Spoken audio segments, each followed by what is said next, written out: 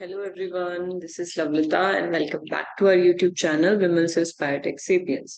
Okay, तो आज की वीडियो में हम इकोलॉजी के कुछ प्रीवियस ईयर मिक्स्ड क्वेश्चंस, ठीक है, किसी पर्टिकुलर टॉपिक के नहीं, मिक्स्ड क्वेश्चन, रैंडम क्वेश्चंस जो है वो डिस्कस करेंगे। So let's just start.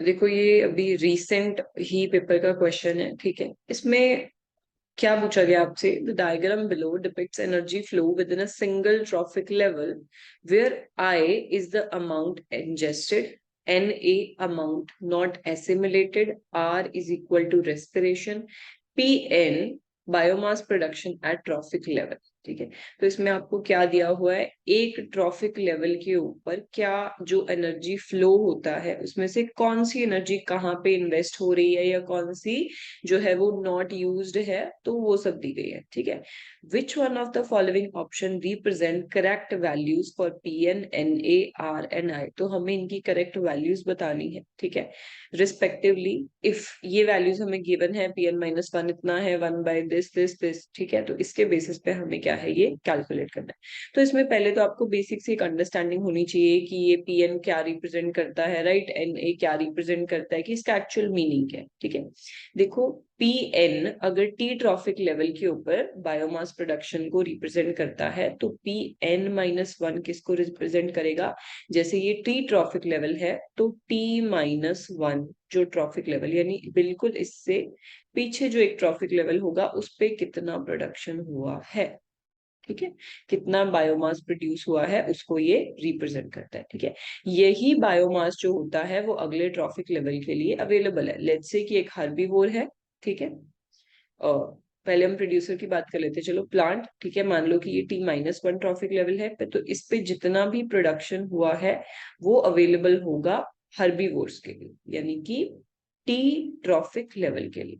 तो ये जो प्रोडक्शन है इसको हम पी एन माइनस वन से रिप्रेजेंट कर रहे हैं। और हर्बीवोर फिर क्या करेगा? देखो, हर्बीवोर क्या करेगा, उसमें से कुछ एनर्जी को कंज्यूम कर लेगा और कुछ को नहीं कंज्यूम करेगा। तो कुछ एनर्जी नॉट कंज्यूम में चली जाएगी, मतलब जिसको वो डाइजेस्ट नहीं कर पाया, ठीक है, जिसको वो कंज्यूम नहीं कर पाया, क्योंकि जितना वो प्रोड्यूस करेगा जरूरी नहीं है कि हर्बीवोर सारा का सारा उस पर फीड कर लेगा, तो उसमें से कुछ कंज्यूम नहीं होगी। ठीक है, जितनी वो कंज्यूम करेगा वो इंजेस्टेड के अंदर आ जाएगी, मतलब वो पार्ट्स जिसको वो इंजेस्ट करेगा वो इंजेस्टेड में आ जाएगी। ठीक है, अब इस इंजेस्टेड एनर्जी में से कितनी डाइजेस्ट हो पाएगी, वो होती है एसिमिलेटेड वाली, और कुछ क्या है, डाइजेस्ट नहीं हो पाती, तो उसको हम किस में रख देते हैं, नॉट एसिमिलेटेड में रख देते हैं। ठीक है, अब जितनी एनर्जी एसिमिलेट हुई है उसमें से कुछ तो क्या है, मेटाबॉलिज्म के अंदर यूज हो जाएगी, तो वो ऑब्वियस सी बात है रेस्पिरेशन के थ्रू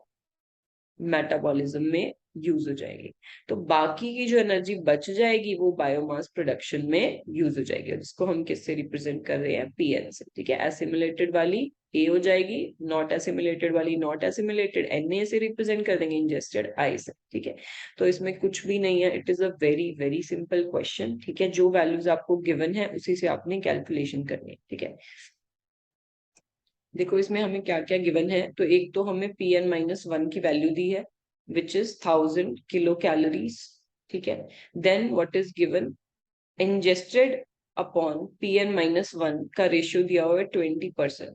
तो यहाँ से हम सिंपली आई की वैल्यू निकाल सकते हैं। ठीक है, 20% मतलब 20/100, और पी एन माइनस वन यहाँ पे डिवाइड में है तो इसको मल्टीप्लाई में लेके जाएंगे, इसकी वैल्यू कितनी है, 1000। ठीक है, तो ये वैल्यू हमारे पास कितनी आ जाएगी, 200 किलो कैलोरीज, यानी कितनी इंजेस्ट हुई है, तो 200 किलो कैलोरीज, क्योंकि देखो 1000 तो पूरी ही थी, ठीक है, उसमें से कितनी इंजेस्ट हुई है, ओनली 20%, तो 1000 का 20% कितना होगा, 200 किलो कैलोरीज। ठीक है, तो उसने कितनी इंजेस्ट करी है, यानी हम ऐसे ही एग्जांपल ले रहे हैं कि ये प्लांट है और हर्बीवोर ने फीड करा है, तो प्लांट ने 1000 किलो कैलोरीज एनर्जी बनाई थी, बट उसमें से सिर्फ 200 किलो कैलोरीज क्या है, हर्बीवोर ने इंजेस्ट करी। ठीक है, नेक्स्ट हमारे पास क्या गिवन है, तो ए अपॉन आई, यानी कि एसिमिलेटेड डिवाइडेड बाय इंजेस्टेड, ये हमें दिया हुआ है 20%। ठीक है, तो इससे हम एसिमिलेटेड निकाल लेते हैं, 20% मतलब 20/100, इंजेस्टेड की वैल्यू हमारे पास कितनी है, तो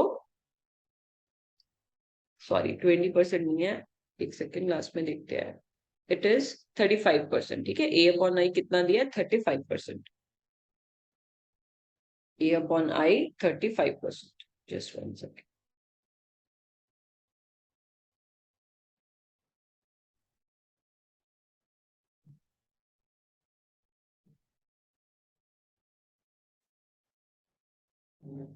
A अपॉन आई 35%। तो इससे हम क्या है, ए की वैल्यू निकाल सकते हैं, मतलब इंजेस्टेड में से कितना एसिमुलेट हुआ है, वी कैन कैलकुलेट दैट। आई की वैल्यू कितनी है, 200, ठीक है। तो 200 का 35% कितना हो जाएगा, 70 किलो कैलोरीज, ठीक है। अब एसिमुलेटेड तो हमें क्वेश्चन में नहीं पूछा है, ठीक है, हमें क्वेश्चन में क्या पूछा है, तो हमें नॉट एसिमुलेटेड पूछा है। तो देखो, इंजेस्टेड में से कुछ एसिमुलेट होती है, कुछ नहीं होती है। तो इट मींस कि जो इंजेस्टेड है that is total of assimilated and not assimilated. तो इस फॉर्मूला से हम नॉट एसिमुलेटेड निकाल लेंगे, ठीक है। इंजेस्टेड क्या होता है, तो एसिमुलेटेड प्लस नॉट एसिमुलेटेड, आई है, ए है, एन है, हम कैलकुलेट कर सकते हैं। तो एन ए की वैल्यू क्या हो जाएगी हमारे पास, आई माइनस ए। तो आई कितना है, 200 है, ए कितना है, तो 70 है, ठीक है। तो ये नॉट एसिमुलेटेड की वैल्यू कितनी आ जाएगी, 130 किलो कैलोरीज, ठीक है जी। नॉट एसिमुलेटेड आ गया हमारे पास। अच्छा, उसके बाद नेक्स्ट हमारे पास क्या गिवन है, तो P N upon A is 20%। P N upon A is 20%। तो यहाँ से हम पी एन की वैल्यू निकाल सकते हैं, ठीक है। टोटल एसिमुलेटेड कितना है हमारे पास, तो एसिमुलेटेड 70 किलो कैलोरीज है। तो इसका हम 20% का, 70 का 20% निकाल लेते हैं। जस्ट 1 सेक, ऐसे कंफ्यूज हो जाओगे।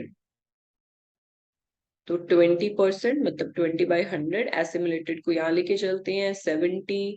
तो ये वैल्यू हमारे पास कितनी आ जाएगी, 14। यानी कि जितना एसिमुलेट हुआ था विच इज 70 किलो कैलोरीज, उसमें से बायोमास प्रोडक्शन में कितना यूज हुआ है, 40 किलो कैलोरीज यूज हुआ है। तो इसका मतलब ये हुआ कि बाकी जो है वो रेस्पिरेशन के अंदर यूज हो गया। तो रेस्पिरेशन में कितना यूज हुआ है, जितना एसिमुलेटेड था उसमें से कितना प्रोडक्शन में निकल गया, ठीक है। तो इनमें से हम क्या है, रेस्पिरेशन की वैल्यू निकाल सकते हैं, क्योंकि देखो यहाँ पे क्या है, एसिमुलेटेड वाला रेस्पिरेशन और पीएन दो जगह पे यूज होता है। तो बस वही है कि ए में से पीएन को माइनस कर दो तो हमारे पास क्या आ जाएगा, रेस्पिरेशन में कितना यूज हुआ है, ठीक है। तो ए की वैल्यू हमारे पास अगेन कितना है, तो इट इज 70 और पीएन की वैल्यू कितनी है, 14, तो 56 किलो कैलोरीज, ठीक है। तो ये हमारे पास किसकी वैल्यू आ गई, पीएन की 14, फिर उसके बाद हमारे पास आई की 200, नॉट एसिमुलेटेड की 130, आर की वैल्यू 56।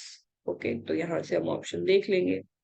पहले हमें पीएन पूछा है, तो पीएन हमारा 14 आया है, तो option number 2 is the correct answer, ठीक है।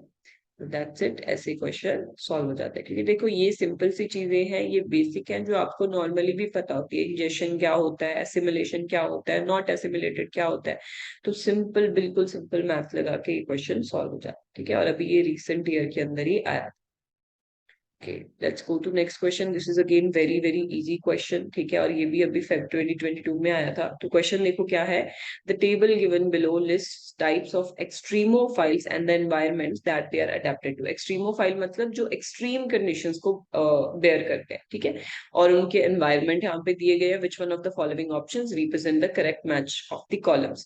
तो यहाँ पे हमें extremophile का नाम दिया, यानी वो कैसी conditions के अंदर present होता है उसके बेसिस पे जो उसका नाम है, प्लस कौन सी कंडीशंस है। तो ये हमें सिर्फ मैच करना है। तो देखो, अगर इसमें से सभी नहीं भी पता है, तो जैसे हेलो फाइल, हेलो जो टर्म होता है वो सॉलिनिटी के लिए यूज होता है, ठीक है। तो यानी कि ई का हमारे पास क्या हो जाएगा, फर्स्ट। तो ई का फर्स्ट होके 3 के अंदर है, तो ऑप्शन 1 हमारा एक्सक्लूड हो जाता है, ठीक है। एल्काइली फाइल, एल्काइली मतलब एल्कलिन जो सॉइल होती है, ठीक है, उसके अंदर जो प्रेजेंट होगा। तो एल्कलाइन के लिए हमारे पास क्या आ जाएगा, थर्ड, ठीक है। एल्कली फाइल यानी सी का हमारे पास क्या आ जाएगा, थर्ड। तो ऑप्शन 4 भी हमारा क्या हो गया, एक्सक्लूड। ओके, उसके बाद हाइपर थर्मोफाइल, हाइपर थर्मोफाइल क्या होता है, हाइपर मतलब ज्यादा, थर्मो मीन्स टेम्परेचर, तो मतलब कि जो एक्सट्रीम हाई टेम्परेचर के अंदर मिलता है। तो इट मीन्स बी का हमारे पास क्या हो जाएगा, फोर्थ। तो सिंपली सेकेंड ऑप्शन भी exclude, option third is the right answer. See how easy this question was.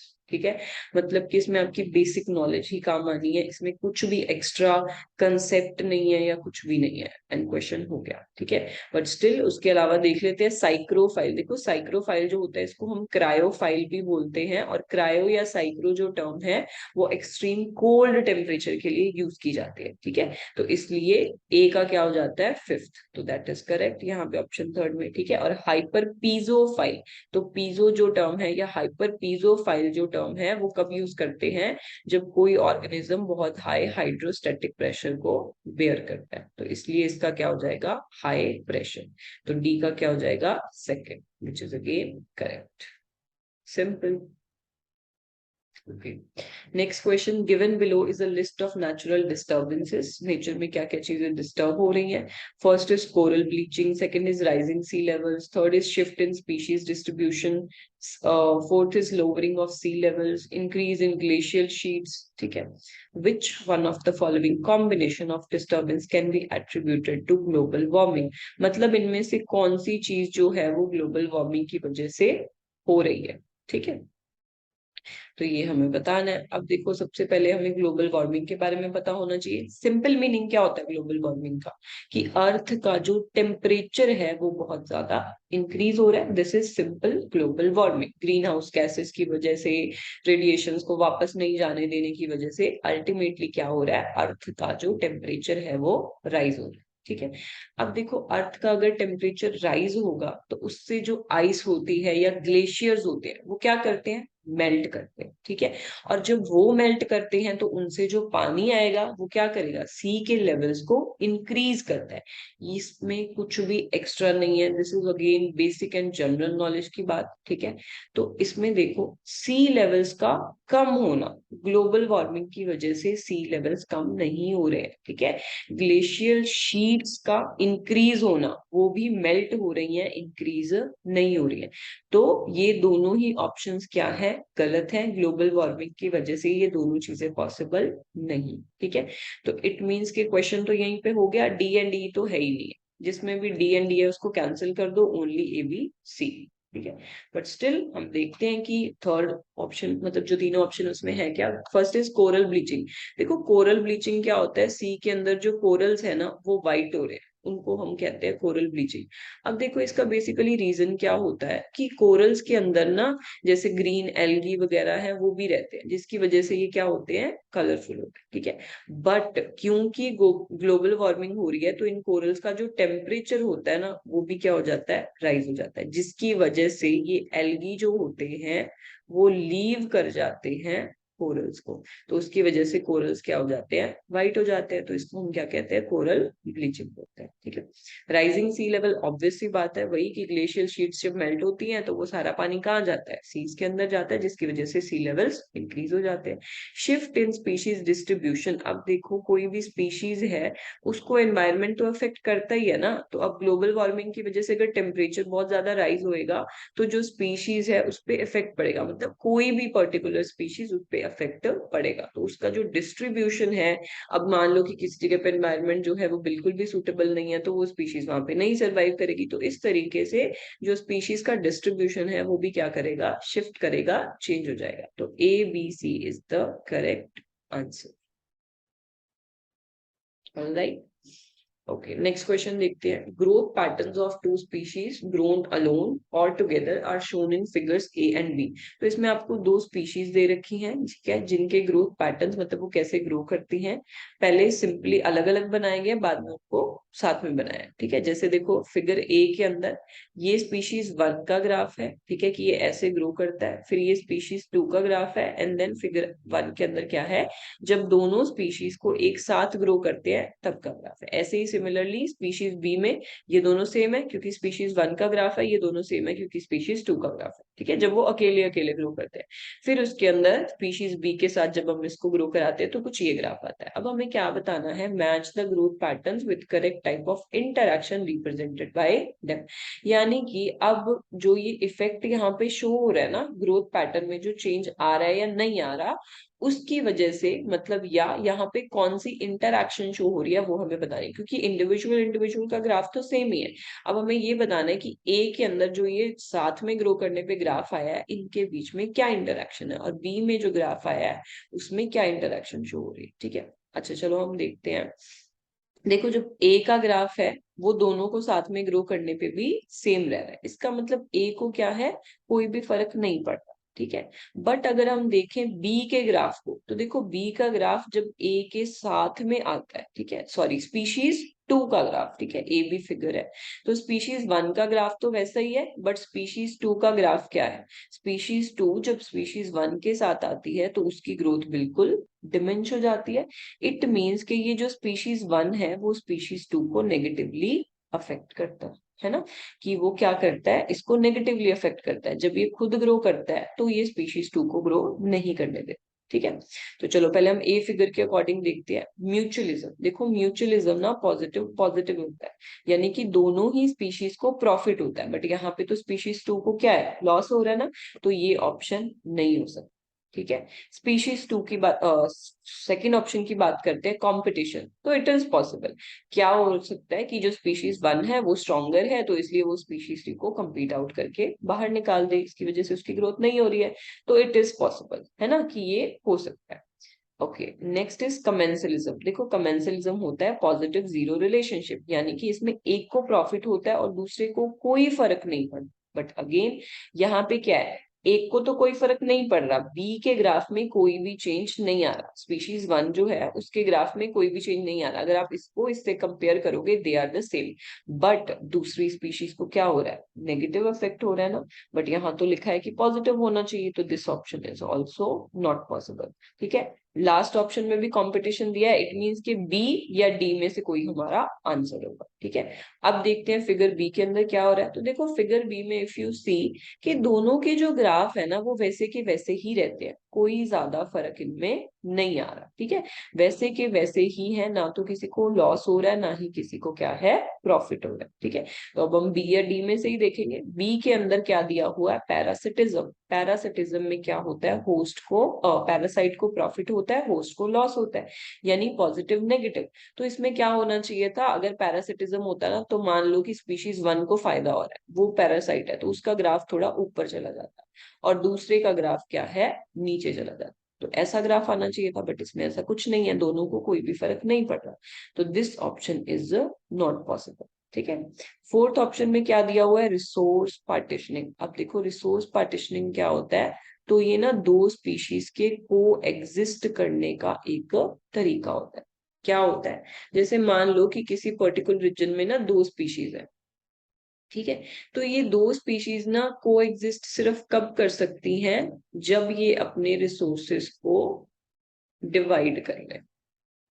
ठीक है, या हम क्या कहते हैं कि ये अपने निश को डिफरेंशिएट कर लें, मतलब कि ये चाहे हैबिटाट है, ठीक है, कि इनके रहने की जगह है, चाहे रिसोर्सेज हैं, ठीक है, चाहे रिसोर्सेज को यूज करने का टाइम है।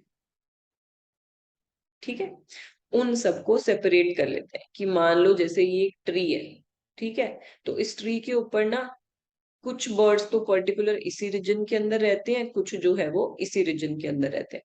तो अब इन दोनों को आपस में कोई लेना देना नहीं है, ना तो ये इसकी जगह पे जा रहा है ना ही ये इसकी जगह पे जा रहा है। ठीक है, तो ये क्या करेगा, सिर्फ इतनी सी जगह में जो रिसोर्सेज है उसको यूज कर लेगा, ये इतनी जगह में, तो इन दोनों में आपस में कोई भी लड़ाई नहीं होगी, कॉम्पिटिशन नहीं होगी। ठीक है, तो ये दोनों आराम से इस जगह पे रह सकते हैं, तो मतलब यहाँ पे ये दोनों स्पीशीज क्या कर सकती हैं, को एग्जिस्ट कर सकती है। क्यों, क्योंकि इन्होंने अपने रिसोर्सेज को डिवाइड कर लिया, उनका पार्टीशनिंग कर लिया। ठीक है, कि ओके ये स्पीशीज ए है, मान लो ये बी है, तो स्पीशीज बी ने क्या करा कि मैं इतने से एरिया में ही रहूंगा, मैं इतने से रिसोर्सेज को यूज करूंगा। सिमिलरली स्पीशीज बी ने भी क्या करा, अपना एरिया जो है वो डिफाइन कर लिया। तो इसको कहते हैं रिसोर्स पार्टीशनिंग, और इस कंडीशन के अंदर दो स्पीशीज को एग्जिस्ट कर सकते हैं। तो अब यहाँ पे वही है ना कि ये दोनों स्पीशीज को कोई फर्क ही नहीं पड़ रहा ना एक दूसरे से, इट मीन्स कि इट इज पॉसिबल कि इन्होंने रिसोर्स पार्टीशनिंग किया हो। तो अब जब दोनों को आपस में कोई फर्क नहीं पड़ रहा, इसी वजह से इनके ग्राफ भी क्या है, सेम ही प्लेस के ऊपर है। तो option D is the correct answer. ठीक है। देखो हमेशा क्या है, ट्राई किया करो कि एक्सक्लूजन रूल लगाओ, अगर आपका कोई ना कोई ऑप्शन एक्सक्लूड हो रहा है दैट इज द बेस्ट, क्योंकि उससे आपकी कंफ्यूजन जो है वो कम होती जाएगी। ठीक है। अब जैसे हमें ये क्लियर था बिल्कुल कि म्यूचुअलिज्म नहीं हो सकता, कमेंसलिज्म नहीं हो सकता, तो हमें इस चीज को सोचने की जरूरत नहीं है कि क्या वी कमेंसलिज्म होगा, we it is not needed, है ना। तो इस तरीके से exclusion rule. All right, next question. देखो ये क्वेश्चन ऐसा नहीं है कि सिंपली सिर्फ मतलब, वैसे तो हो सकता है बट स्टिल क्या है, थोड़ी बहुत नॉलेज इसके कंसेप्ट के बारे में होनी चाहिए। ठीक है। तो देखो इस क्वेश्चन में क्या है, consider predators with the choice between two prey types. ठीक है, यानी कि एक प्रेडेटर है जो क्या है दो टाइप के प्रे पे फीड कर सकता है। A big prey one which has energy value E1, handling time H1, search time S1, and a small prey with energy value E2, handling time H2 and search time S2. According to optimal foraging या diet theory, when will the predator preferentially select prey to? देखो सबसे पहले तो हम देखते हैं कि ये ऑप्टिमल फोराजिंग थ्योरी क्या होती है। देखो ऑप्टिमल फोराजिंग थ्योरी सिंपल है कि कोई भी जो प्रेडेटर होता है ना, वो प्रे पे कब फीड करेगा, जब उसको एनर्जी रिटर्न मैक्सिमम मिले, ओनली तभी वो प्रे पे फीड करेगा। मान लो कि प्रे ना दो है ना, बट इसका जो एनर्जी रिटर्न है ना वो कम है, उसका एनर्जी रिटर्न ज्यादा है, यानी कि प्रेडेटर को उससे कितना एनर्जी मिल रहा है। तो मान लो कि प्रे वन का एनर्जी रिटर्न कम है बट प्रे टू का एनर्जी रिटर्न ज्यादा है, तो वो क्या करेगा, प्रे टू पे फीड करेगा, चाहे प्रे वन की अबंडेंस बहुत ही ज्यादा क्यों ना हो। मान लो कि इसकी अबंडेंस ज्यादा है, इसकी अबंडेंस कम है, बट स्टिल वो किस पे फीड करेगा, प्रे टू को, क्योंकि अबंडेंस होने से कुछ नहीं होता, प्रे का नंबर ज्यादा होने से कुछ नहीं हो रहा, जब उसको उससे एनफ एनर्जी ही नहीं मिल रही। ठीक है। तो इस केस में क्या होता है कि मान लो कि वो पहले प्रे वन पे फीड कर रहा था, उसको पता चल गया ना कि उससे एनर्जी रिटर्न इतना मिल नहीं पा रहा, क्योंकि देखो जो प्रेडेटर होता है ना उसको पहले एनर्जी इन्वेस्ट करनी पड़ती है। ठीक है। कैसे कैसे इन्वेस्ट करनी पड़ती है, तो दो टाइप से, एक तो प्रेडेटर को प्रे को सर्च करना पड़ता है तो उसमें भी उसकी एनर्जी लगती है, फिर दूसरा उसको हैंडल करना पड़ता है, उसमें भी उसकी एनर्जी लगती है। मतलब कि प्रे मिल गया, आफ्टर दैट वो जब तक उसको खा नहीं लेता तो उसको हैंडल करने में भी उसको क्या है, एनर्जी लगती है। तो एनर्जी इन्वेस्टमेंट भी होती है, अब उससे मिलने वाली जो एनर्जी है वो इस एनर्जी इन्वेस्टमेंट से ज्यादा होनी चाहिए। मान लो कि प्रे जो वन है उसको ढूंढने में इतना ज्यादा टाइम लग गया कि उसकी बहुत सारी एनर्जी इन्वेस्ट हो गई, तो मिलने के बाद भी क्या फायदा हुआ, एनर्जी रिटर्न तो है ही नहीं है। तो उस कंडीशन में वो क्या करेगा, प्रेडेटर प्रे को टू को प्रेफर करेगा। ठीक है, प्रे वन को छोड़ के प्रे टू को प्रेफर करेगा। ठीक है, चाहे अबंडेंस ज्यादा है स्टिल वो प्रे टू पे फीड करेगा। इसको हम प्रेडेटर स्विचिंग बोलते हैं कि प्रेडेटर ने क्या कर लिया, स्विच कर लिया, अब वो प्रे वन पे नहीं प्रे टू पे फीड करेगा। ठीक है, चाहे वो अबंडेंस के अंदर कम है, मान लो कि वो जल्दी मिल जाता है ना, उसको ज्यादा एनर्जी इन्वेस्ट ही नहीं करनी पड़ती, तो एनर्जी रिटर्न हाई हो जाता है, तो उस कंडीशन में वो उस पर फीड कर लेता है। ठीक है, ये होती है ऑप्टिमल फेराचिंग थ्योरी। तो अब वो कह रहा है कि प्रेडेटर टू के ऊपर प्रेडेटर जो है वो प्रे टू पे कब फीड करेगा, ऑल दो प्रे जो है वो स्मॉल है। ठीक है, तो अब वो कब इस पे फीड करेगा। देखो ऑप्शन में क्या है, when E2 by H2 is greater than E1 by H1 plus S1। पहले एक बार इस ऑप्शन को हम छोड़ते हैं, जो समझ आते हैं ना ऑप्शन इजीली, पहले हम उसको देखते हैं। Option two, when the abundance of prey one is very high. अब प्रे वन की अबंडेंस अगर ज्यादा है तो वो प्रे टू पे क्यों फीड करेगा, मतलब ये कंसेप्ट में नहीं है ना, इसका कोई लेना देना नहीं है। इसका लेना देना किससे है, एनर्जी रिटर्न से। अगर प्रे वन की अबंडेंस ज्यादा है, अब इस तो डिपेंड करेगा, अगर मान लो प्रे वन से एनर्जी रिटर्न ज्यादा आ रहा होगा तो वो तो प्रे वन पे फीड करेगा, वो प्रे टू पे क्यों फीड करेगा, है ना। तो ये ऑप्शन पॉसिबल नहीं है। Third option, when the abundance of prey one and prey two are equal. तो अगेन अगर अबंडेंस सेम भी है तो वो ये देखेगा ना किससे एनर्जी रिटर्न ज्यादा है, वो उस पे फीड करेगा। तो इसमें हमें नहीं क्लियर हो रहा वो प्रे टू पे क्यों फीड करेगा, तो ये ऑप्शन भी पॉसिबल नहीं है। When E2 by H2 is equal to E1 by H1, यानी कि उससे एनर्जी कितनी मिल रही है, हैंडलिंग टाइम E1 H1, अगर ये इक्वल है दोनों, तो फिर क्या डिपेंड करेगा, सर्च टाइम पे डिपेंड करेगा। ठीक है ना, किस पे डिपेंड करेगा, सर्च टाइम पे। अगर मान लो प्रे 2 का सर्च टाइम कम हुआ तो वो प्रे 2 पे फीड कर लेगा, बट अगर मान लो कि प्रे 1 का सर्च टाइम कम हुआ तो वो उस पे फीड कर लेगा। तो इस ऑप्शन से भी क्लियर नहीं है कि वो प्रे 2 पे फीड करेगा। तो अब बच गया हमारे पास ऑप्शन 1 ओनली। तो ये ना इसी इसी के जैसा है जो लास्ट हमने बोला ना कि वो सर्च टाइम पे डिपेंड करेगा, तो उसमें यही एक्स्ट्रा चीज जो है वो गिवन है। E2 by H2 is greater than E1 H1 plus S1। ठीक है, तो यहाँ पे जो उसको एनर्जी रिटर्न है वो ज्यादा मिलेगा, क्योंकि देखो यहाँ पे क्या है, S1 इसकी ओवरऑल वैल्यू क्या आ रही है, कम आ रही है। इट मीन्स कि जो ये सर्च टाइम है इट इज पॉसिबली हाई, है ना। ये ज्यादा होने की वजह से ही ओवरऑल जो ये चीज है वो कम हो गई है। ठीक है, तो सर्च टाइम प्रे 1 का ज्यादा होने की वजह से वो किस पे फीड करेगा, तो वो फीड करेगा प्रे 2 के ऊपर। तो इस ऑप्शन से हमें क्लियर हो रहा है कि वाई इट इज फीडिंग, या कब या इस कंडीशन के अंदर वो प्रे 2 पे फीड कर सकता है। ठीक है, क्योंकि इसकी वैल्यू ज्यादा होने का मतलब क्या है कि E2 हमारा ज्यादा होगा, H2 हमारा कम होगा। ठीक है, और यहाँ पे इसकी वैल्यू इसके कंपैरेटिवली कम होने का यही मतलब है कि इसमें जो H1 प्लस S1 है उसकी वैल्यू क्या है, कंपैरेटिवली हाई है। या ये भी हो सकता है कि E1 कम हो, है ना। तो ओवरऑल एनर्जी रिटर्न क्या हो जाएगा, कम, और एनर्जी इन्वेस्टमेंट क्या हो जाएगा, ज्यादा। तो वो किसको प्रेफर करेगा, वो प्रे 2 को प्रेफर करेगा। ठीक है,